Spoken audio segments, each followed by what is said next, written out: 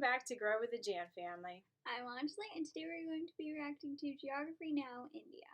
Yes, and this has been on our request list since I think we started doing India, and they said it was funny and it just had a lot of good information in it, so we've been wanting to do it, but our equipment hasn't let us. So we finally updated a few things, and I'm hoping, I'm crossing my fingers that it won't take all night to upload it for you.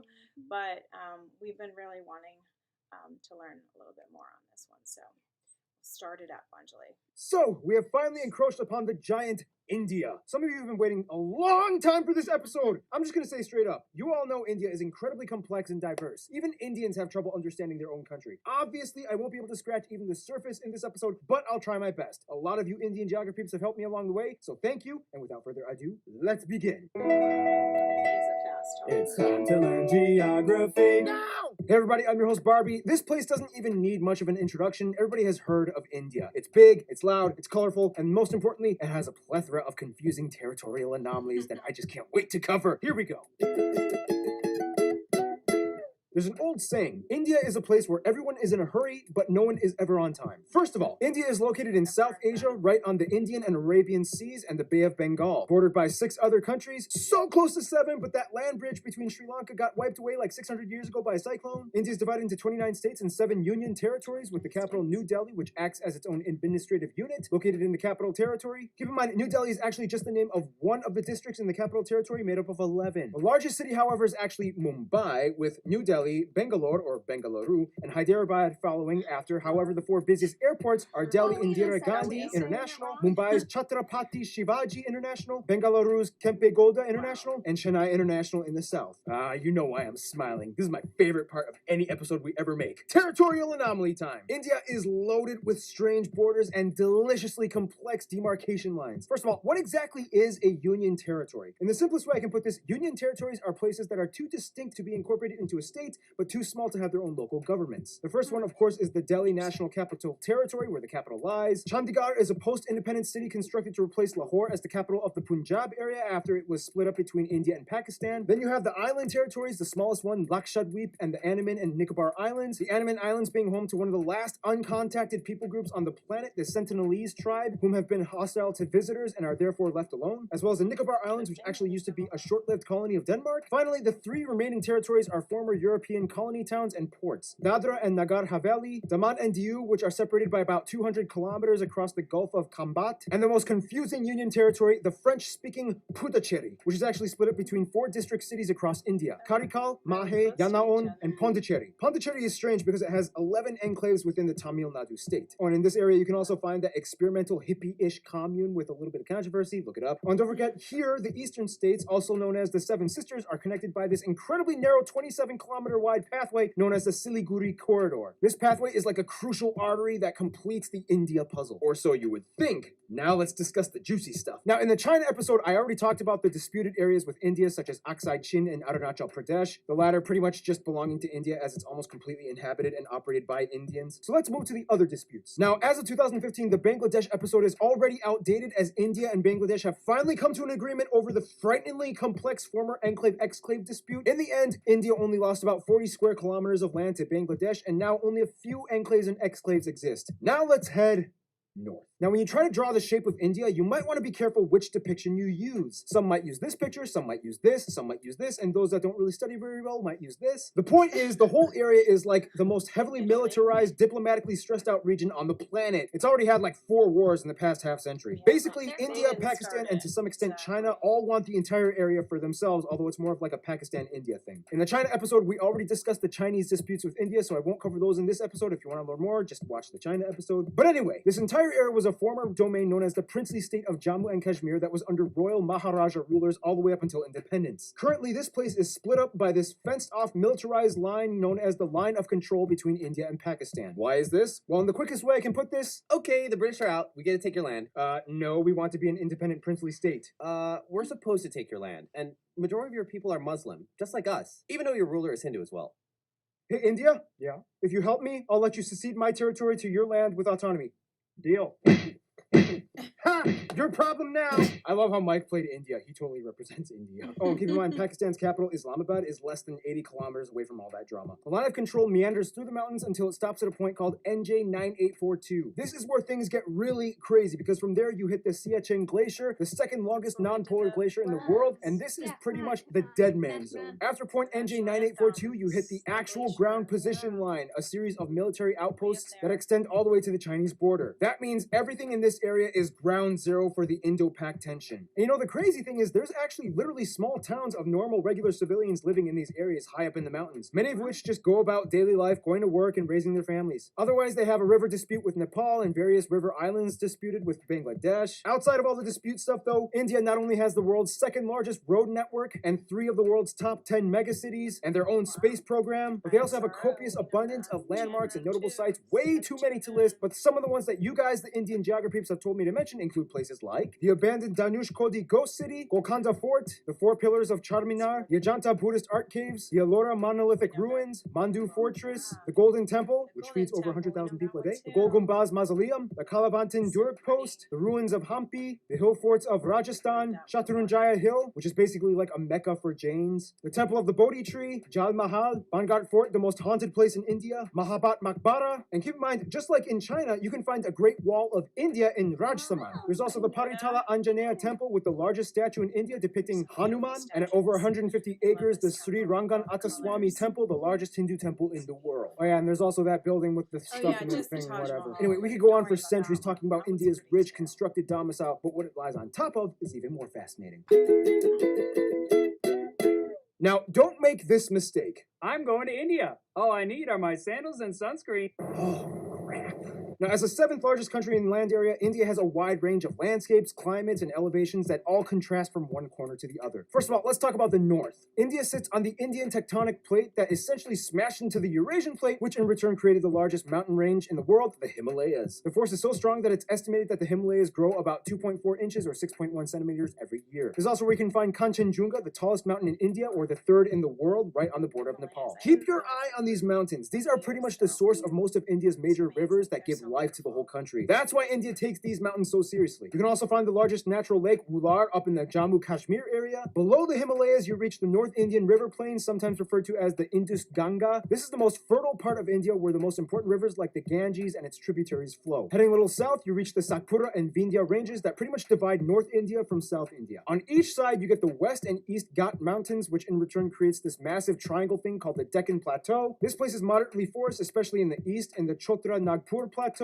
where you get a section of the swampy Sundarbans that they share with Bangladesh. Check out the Bangladesh episode. Head a little west and you get the dry Thar Desert along the border with Pakistan, as well as the Rann of Kutch, known as the Salt Desert. And finally, the only active volcanic area would be the Andaman and Nicobar Islands, with Barren Island having actual conical eruptions and Bharatan having tame mud volcanoes. Now here's the thing, although India has a relatively high population density, they do relatively well with maintaining their ecological footing. In fact, in 2016, they beat a world record by planting, disputably, 50 million trees in one day. They've also agreed to reforest about 12% of their country by 2030. The most heavily forested area being the 7 sister states in East India. Now, one of the factors that contributes to this would be the fact that India has the lowest meat consumption in the world, with the highest population percentage of vegetarians at around 40%, most of whom are lacto-vegetarians that consume milk products. By the way, in India, when buying groceries, this label means vegetarian and this one means not vegetarian. Nonetheless, the remainder of the population does typically eat some kind of animal protein, mostly in the forms of seafood or chicken, but almost never beef or pork unless if you are part of the Muslim or Christian minorities scattered throughout the West and East areas. Now, let's talk about the role of cattle, shall we? India has more cattle and livestock than anywhere else in the world at around 330 million. And it's interesting because since they have prevalent Hindu traditions, the killing of cows is illegal in many of the states except for a few, and each state has varying degrees of punishment for committing intentional cow slaughter. Keyword intentional. Cows accidentally get hit by cars all the time. Once a cow is too old to produce milk, it typically is released into the open to die naturally in the wild, ideally. Nonetheless, male cattle get it much worse, as they are deemed as kind of useless. Some places use them as draft animals for labor, some religious sects use them as sacrifices, but otherwise they are typically sold to the underground market for beef or hides. To this day, there are about 6 times as many female cows as male cattle in India, so that means, yeah, something's happening to the males. Nonetheless, India does have the 3rd highest carbon emission rate after China and the US, 4th if you consider the EU. However, emission per capita, they rank pretty low at only about 2 kilotons per person. Contrast that with Qatar at about 40. There are 94 national parks, 501 animal sanctuaries across the country where you can find some of the national animals like the peacock, the Ganges River dolphin, the king cobra, the Indian elephant, and the highest population of Bengal tigers in the world, which are all highly protected. India also has the most irrigated land in the world, which allows them to become the #1 producer of multiple products like millet, bananas, lemons, limes, mangoes, ginger, chickpeas, milk, butter, fennel, jute,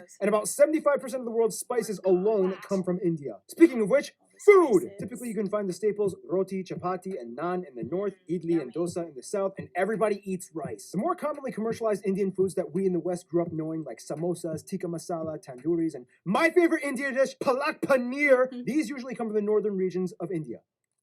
Seriously, India, you took spinach and made it fat. I love you guys. Otherwise, the West is mostly known for their chutneys and pickled foods, as well as beef, since there's a high number of Muslims and Christians. The South uses a lot more coconut and has some of the best curries like porials, sambras, rasams, and tutus. And the East is known for having the best desserts like peda, mishti doi, rasgulla, or shondesh. Speaking of which, India is so diverse and complex that sometimes even Indian people need translators when going to different states. It's about to get 10 times more confusing in about 3, 2, 1. Shashti Tharoor once said, "In India, we celebrate the commonality of major differences. We are a land of belonging rather than blood." First of all, India has a population of about 1.3 billion people and is the second most populous country in the world after China, with about 18% of the world's population. About 72% of the country is Indo-Aryan and a quarter are Dravidian, and the majority of the remainder are Mongoloid, Asian, and other people groups. They also use the Indian rupee as their currency. They use the type C, D, and M plug outlets, and they drive on the left side of the road. By the way, technically it's illegal for these banknotes to leave the country, but you guys have sent me a lot of them for fan mail for Fan Friday videos, so I don't want to go to jail again. Now keep in mind, those statistics that I just mentioned are incredibly generalized. Of the Indo-Aryan and Dravidian communities, there are about 2,000 different ethno-linguistic people groups in India, with about 645 district indigenous tribes, 52 major ones. So obviously we can't cover them all, but what we do know is that the North is very different from the South. For one, the North mostly speaks in languages that are all related to the Indo-Aryan branch, with languages like Hindi, Bengali, Punjabi, and Gujarati, whereas the South speaks a completely unintelligible Dravidian branch, with languages like Tamil, Telugu, Malayalam, and Kannada. Canada. Otherwise, there's also pockets of Sino-Tibetan and Austroasiatic languages spoken in the far north and east. Wait, so how do they all, like, communicate with each other? Great question. Although India does not have an official language, there are 22 recognized national languages, and of these, 2 are the most prevalent, taught in schools, and used by government officials, Hindi and English. And very often, these 2 are like mixed mid-sentence. It's weird. Don't be surprised if you hear someone speaking Hindi and then suddenly finishing off in English. It's like, it's worse. And I was like, what? And I was like, why are you even trying to do that? I know, right? And the washing machine, I told them, a Bob Saget with a chainsaw. Now, of course, let's discuss the one thing that goes hand in hand with India, Hinduism. About 80% of India claims to be Hindu, or at least part of the Hindu practicing community. Now, we don't have time to explain everything about the tenets and multi-layered philosophies and practices of Hinduism. If you want to know, just talk to a Hindu person. But basically, one thing you do need to know is that Hindu-driven ideologies pretty much dominate most of life in India, everything from family to business. You will see colorful, mesmerizing shrines, temples, statues, and rituals being performed everywhere, even in public. On the Bharat Mata, the Mother of India, statues are everywhere. She's like the symbol of India. The largest Hindu pilgrimage, the Kumbh Mela, happens every 3 years, rotating between 4 cities, in which the adherents bathe in the Ganges River and enjoy a massive festival with tens of millions of people. Like, seriously, you can practically see it happening from space. Now, a controversial topic in relation to Hinduism would be the caste system, which is basically a belief that people are born into a socioeconomic life that they are destined to serve into. Today, however, the system is more fluid and loose from what it used to be from a long time ago, and thanks to economic reforms, anybody with enough drive can kind of move up the social ladder regardless of birth. Nonetheless, India is home to every major religion in the world, even a few Jews, including the B'nai Menashe, an indigenous group that claimed to be one of the lost tribes of Israel. In fact, Judaism and Christianity actually had a head start in India way before it even kicked off in Europe. As tradition holds, Cochin, or Malabar Jews, migrated around 1000 BC to trade during the times of King Solomon, and in 53 AD, Thomas, the apostle of Jesus, arrived in what is now the state of Kerala to establish the first church in India. Today, most Christians are found in the southwest and far east Seven Sisters regions. India also holds the highest population of Sikhs, Jains, and Zoroastrians, mostly found in the north, and the second largest Muslim population in the world after Indonesia. Most Muslims are populated around the northwest areas by Pakistan, or in the east by Bangladesh. Oh, and don't forget the Buddhists. In fact, Buddhism actually started in India. Today, the Dalai Lama even takes refuge in Tezpur in the state of Assam. Oh, that was a lot of information. Okay, so by now you can probably get a grasp of how incredibly mixed and diversified India's population is, but what exactly holds the country together? Well, for one, you kind of have to understand Indian history, which will take way too long to explain, but in the quickest way I can put it, Indus Valley, Maurya and Gupta empires, southern empires, Golden Age, Middle Kingdoms, a ton of new religions come flocking in, the north fell to the Delhi Sultanate, the south became the Vijayanagara Empire, the Mughal Empire starts, British East India Company, direct British rule, nationalist movements, independence, republic, economic liberalization in 1991, and here we are today. Wow. Vijaya.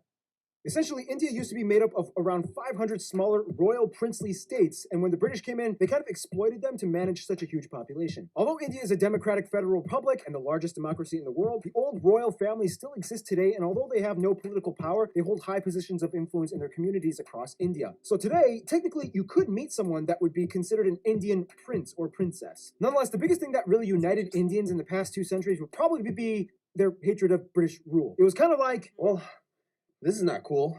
yep. What do you say you and I work together and end this thing? Essentially, one good thing you could say that came out of imperialism was that it kind of stopped all the internal squabbling and unified the groups towards one common goal, to get rid of imperialism. Today, Indians are just proud to be Indian. I mean, a Tamil soccer player can get cheered on by a Rajasthani. A Punjabi pop star can sell out tickets in Orissa. Speaking of which, all Indians love movies and music. India has the second largest film industry in terms of volume, pumping out nearly 2,000 films per year. Surprisingly, Nigeria pumps out more. However, the box office revenues gross out at only about $2 billion annually compared to Hollywood at over 10 billion, but still, it's impressive. And keep in mind, it's not just Bollywood, but it's also Tollywood, Gollywood, Collywood, Pollywood, and so on. There's like 20 different woods in India. Oh, and like every movie in India has at least one scene where everybody breaks out in song, and there's almost always a happy ending. Unfortunately, mainstream media has also put an aesthetic strain on many of the people, as it's almost become an obsession to be light or fair-skinned, causing people to go so far as to buy skin bleaching products. Some other controversies include things like illiteracy being an issue in many parts of the country, especially in the rural areas. But I mean, come on, when your country has literally hundreds of different writing systems, go figure. I mean, give them a break. Also, many of you guys, the Indian geography peeps, have asked me to bring awareness to the fact that India does unfortunately have some of the highest rates of human trafficking and child slavery. The government is trying to crack down and culture is slowly being reformed, but for now, it's a sad reality that still does exist. Hey, here at J.A.N, we talk about the good and the bad. I'm just saying. Otherwise, sports do definitely tie everyone together as well, especially cricket, the national sport, even though they also used to do really well in field hockey. India also has a lot of their own indigenous sports like Dopkel in Assam, bull racing in Kerala, Insuknar, rod pushing in Mizoram, and Malakamba, the strange pole yoga gymnastics thing in the south. Otherwise, some notable people from India or of Indian descent might include people like Siddhartha Gautama or the Buddha, Mahavir, Ashoka the Great, Prithviraj Chauhan, Aurangzeb, Shivaji of the Maratha Empire, Mohandas or Mahatma Gandhi, Indira Gandhi, Subhash Chandra Bose, Jawaharlal Nehru, Rabindranath Tagore, C.V. Raman, Satyendra Nath Bose, Bhagat Singh, Dr. APJ Abdul Kalam, Shah Rukh Khan, Amitabh Bachchan, Amir Khan, Salman Khan, Priyana Chopra, Ben Kingsley, Sundar Pichai, Satya Narayana Nadella, A.R. Rahman, Sachin Tendulkar, and Mahendra Singh Dhoni. There's also literally millions of other famous people I missed out on. If you want to mention them, please, there's a comment section below. Use it. In the meantime, we got to finish this info marathon, shall we?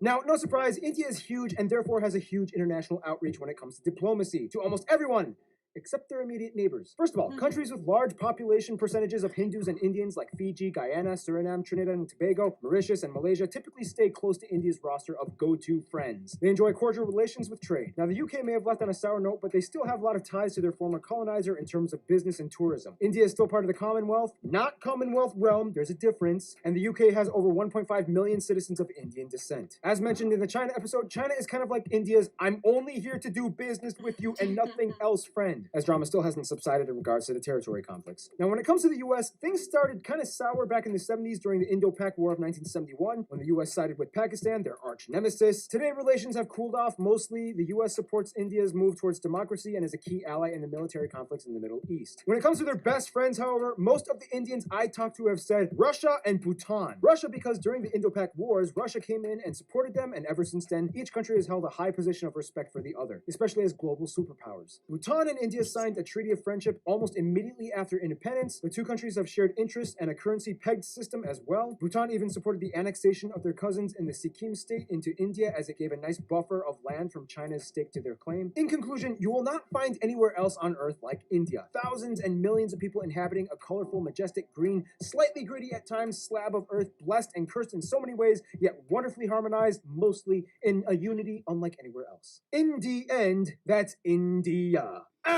Stay tuned, Indonesia. He really, I mean, the amount of information that he blessed us with was so much. so much information about Wow. India. Yeah. And so here's the thing. In my teacher, he talks really fast, and so does he.